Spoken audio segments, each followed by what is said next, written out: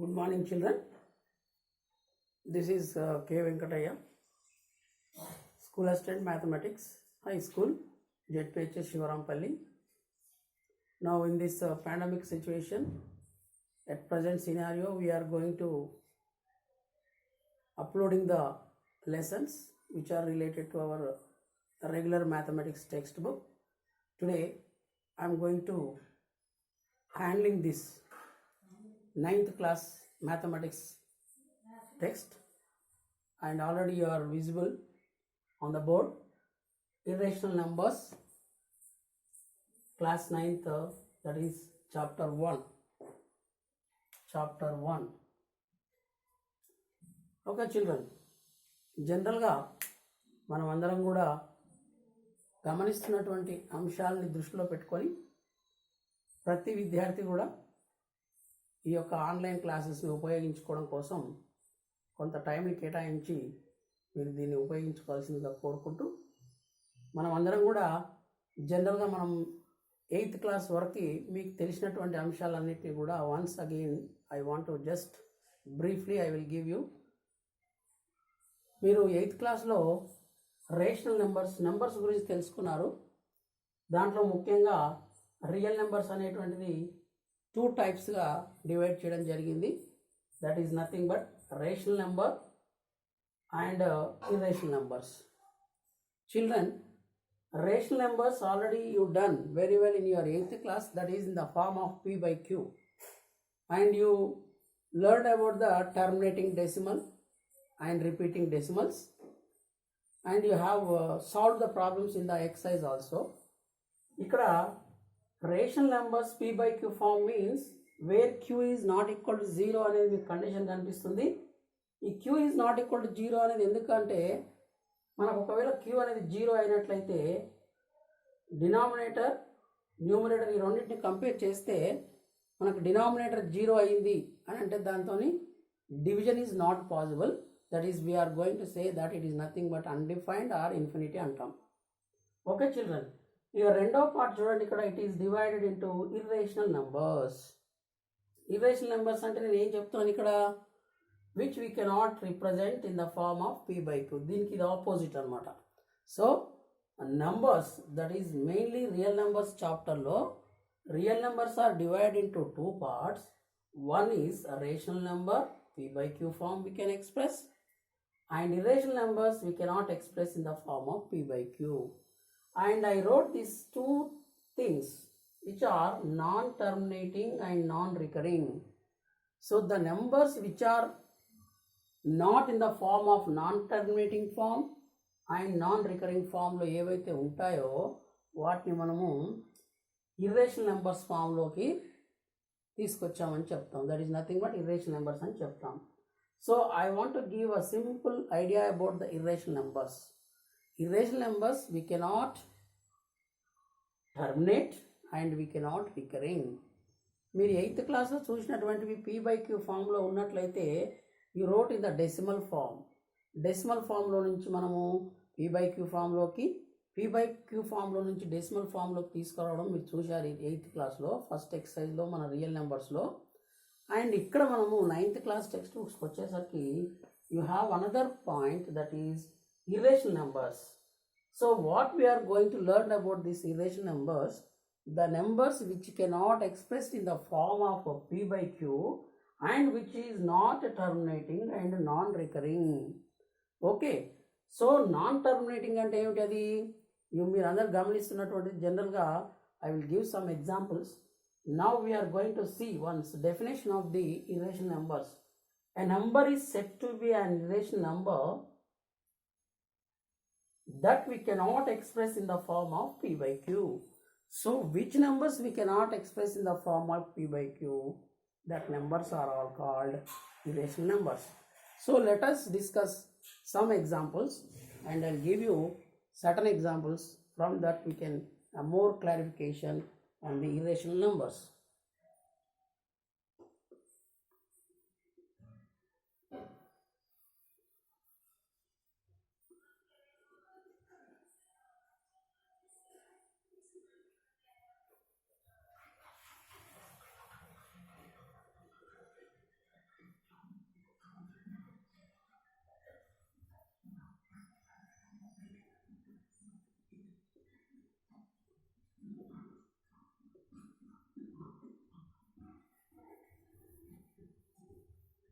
Children, I'll give you some examples for you.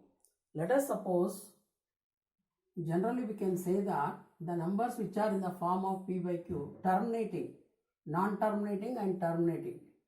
Non-terminating, let us suppose.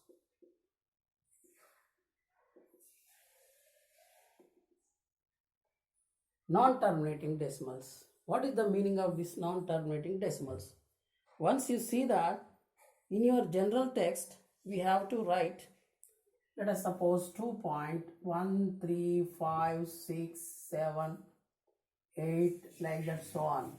There is no end for this number, so it is not terminating. Non-recurring also this is there. Let us suppose pi is also 22 by 7. If you are going to write this pi value, we are getting that, generally you know that pi value is, how much you are getting that pi value in general? You know that 3.142857 like that.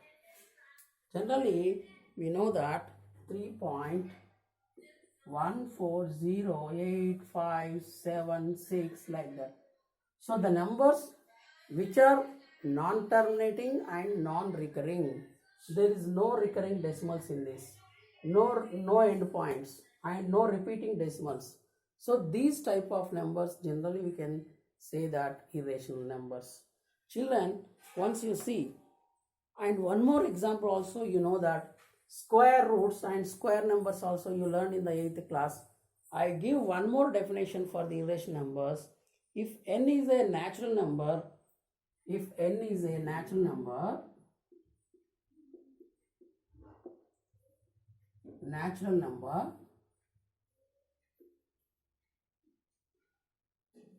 if n is a natural number other than perfect square, other than perfect square, then root n is an irrational number.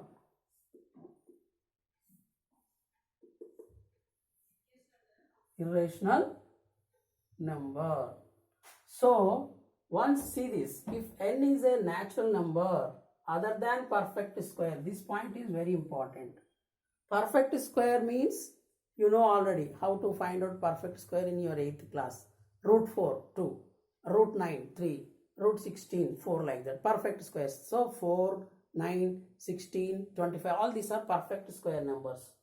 Other than this perfect square number, root n in the form of root n is an irrational number. We can say simple example.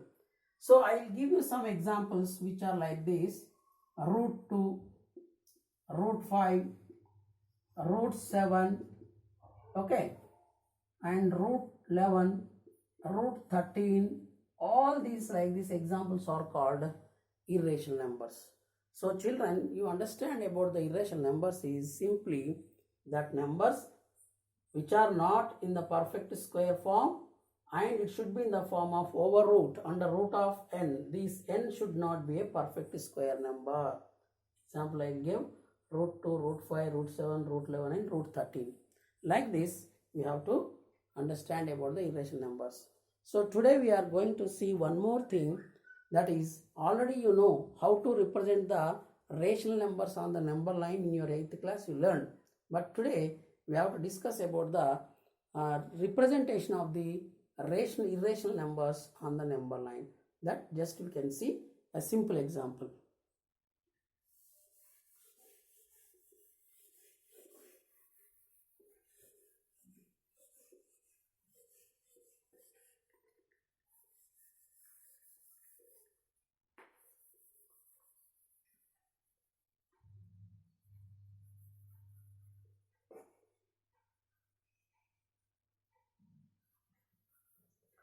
See children, in your 8th class you learned about the Pythagoras theorem.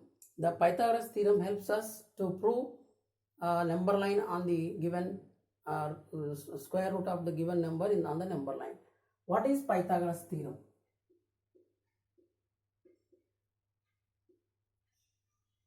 Pythagoras theorem. Pythagorean triplets already you know. In any right angle triangle, we can take a right angle triangle. Let us suppose A, B, C. This is A, this is B, this is C. The lengths of AB, BC and CA are given.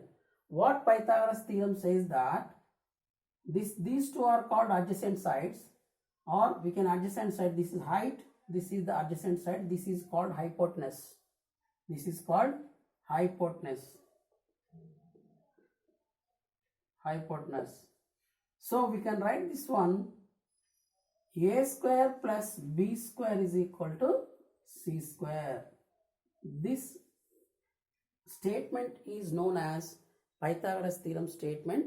So in general we can say in Pythagoras theorem, in any right angle triangle, hypotenuse square is equals to sum of the squares of adjacent side and height. Sum of the squares of adjacent and height squares. So A square plus B square is equal to C square. By using this Pythagoras theorem, we can represent irrational numbers on the number line. That we can see once. Generally, we can take one example, that is root 2. Root 2 we can represent on the number line. How we are going to represent this one on the number line, that we'll discuss.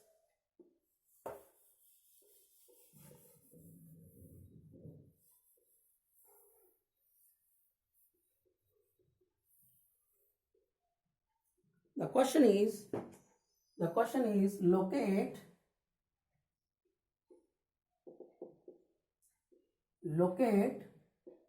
root 2 on the number line. This is our question. Children, simply you know the number line, which is horizontal line. We can say that, which is horizontal line. We can take down because we have to put this. This is the number line. We can take this one. Every number should be 1 unit distance. 1, 2, 3, like that.